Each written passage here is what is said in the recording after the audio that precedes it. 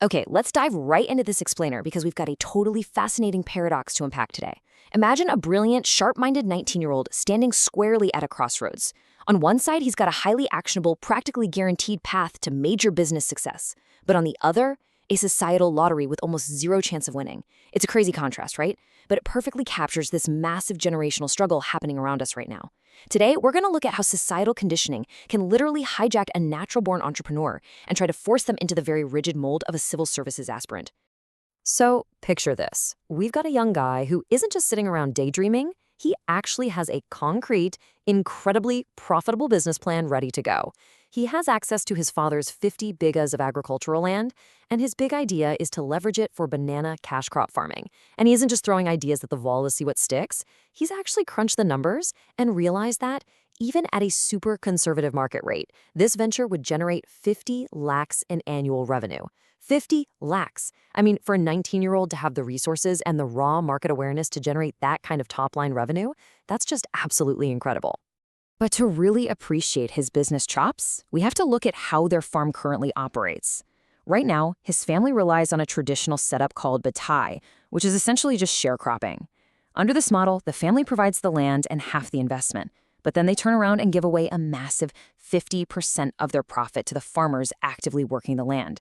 So out of that 50 lakhs, boom, 25 lakhs immediately walks out the door. It's definitely an old school way of managing agricultural assets, but it heavily bleeds potential profit. Now here's where his absolute genius kicks in. He looked at that 50-50 split and immediately spotted a huge inefficiency. He calculated that instead of giving away 25 lakhs, he could just hire 5 or 6 dedicated workers on a fixed monthly salary. By paying them, say 20 to 30,000 rupees a month, his total labor cost for the whole year caps out at just 6 lakhs. And the result? His family's profit margin absolutely skyrockets to 44 lakhs. That is an 88% profit margin. It's pure, unadulterated business acumen. This kid intuitively understands cost optimization, scaling, and margin expansion. Okay, but brace yourselves because here is the twist that just completely blew my mind. Instead of executing this genius business plan right now, instead of taking that 44 lakh profit and building a massive agricultural empire, he is totally ignoring it. Why? To prepare for the UPSC civil services exam. Seriously? He is intentionally setting aside a guaranteed, highly lucrative business to chase a path with a realistic success rate of a fraction of a percent. We are literally talking about a 0.001% probability of actually becoming an IAS officer. Right? It makes you stop and think. We have to ask ourselves a really hard question here. Why on earth would a profit-oriented, exceptionally sharp kid willingly abandon a highly probable cash crop empire for a near-impossible exam? It just defies all logic. If you have the brain of a CEO and the assets of a landlord, why choose to sit in a tiny room studying for a test that, statistically speaking, you were almost definitely going to fail? Well, the answer is kind of heartbreaking. It lies in something deeply embedded in our culture: intense childhood conditioning. You could call it the class topper curse.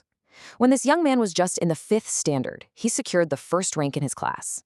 And instead of just giving him a pat on the back and saying, "Great job," his relatives, his parents, his entire social circle instantly and unilaterally declared his life's purpose. He absolutely must become a district magistrate, a DM. From the age of 10, this invisible, crushing weight was placed on his shoulders. He never actually chose the civil services. The civil services were chosen for him simply because he was good at passing middle school tests. This perfectly hits on a really powerful observation made by Sandeep Maheshwari and the source material. As he pointed out to this young man, this obsession isn't just one boy's personal dream. It is massive societal brainwashing. Society has literally been conditioned this way. Think about it. Our movies, our web series, our whole internet culture, they all romanticize this one singular path of authority and government power as the ultimate indisputable definition of success. Our youth are constantly being fed a narrative that makes them believe this is the only truly respectable option available to them. And you know who loves this pressure? The coaching industry. Because this societal expectation doesn't just exist in a vacuum, right? It feeds directly into a highly lucrative, well-oiled trap designed by these coaching institutes. Wherever there's desperation and heavy societal pressure, there's incredible profit to be made by the people selling the shovels during the gold rush. Here is their playbook, and it's honestly quite predatory.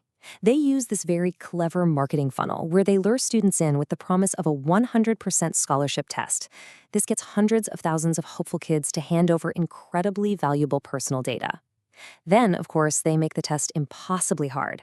Almost nobody gets a full ride. Instead, the institute selectively awards these 50% scholarships to make the students feel really special and somehow obligated to join. The catch? They still walk away charging a massive 1.5 lakh rupees in tuition fees every single year. It's a total illusion designed specifically to convert hopeful aspirants into paying customers. Now, while the financial manipulation by these centers is absolutely staggering, the true tragedy here isn't the 1.5 lakh rupees lost. I mean, money can always be re-earned, right? The real tragedy is what is actually being gambled on this lottery ticket. A ticket with a 99.99% failure rate. The true stakes are just vastly higher than a simple tuition fee. Because here's what it actually costs. Our youth are putting their absolute prime years on the line. They are locking themselves away during the most energetic, dynamic years of their lives. They're sacrificing their innate positivity, basically just watching it slowly turn into frustration and severe burnout after multiple failed attempts. They're taking their natural intelligence and this extraordinary creative potential, literally the exact kind of potential needed to build businesses and innovate, and crushing it under the sheer weight of rote memorization. They are gambling their very spark.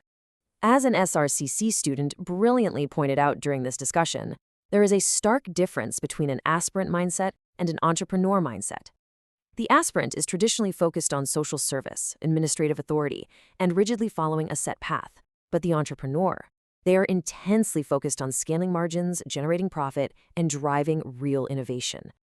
That student correctly noted that this young man operates entirely on the entrepreneurial side. He isn't trying to optimize his farm for social welfare. He's optimizing it to maximize his own financial margin. And so we arrive at this ultimate paradox. He is fundamentally meant to be an entrepreneur. He is hardwired to build businesses, solve inefficiencies, and create serious wealth. But he has been so deeply and artificially programmed by his surroundings, his relatives, and society at large that he truly believes he must be an exam aspirant. He's wearing a mask that absolutely doesn't fit him, simply because everyone around him convinced him it was the only mask worth wearing. Now, I know what some of you might be thinking. Well, why doesn't he just become an IAS officer first and then start his farming business 10 years down the line? Actually, scratch that. That's what I call the wait 10 years trap, and it is a total illusion. If he succeeds, the societal status attached to that government role will act as golden handcuffs. His entire life, including his marriage, will become heavily predicated on that prestigious DM tag. In the corporate-like culture of the bureaucracy, it will slowly drain away his risk appetite.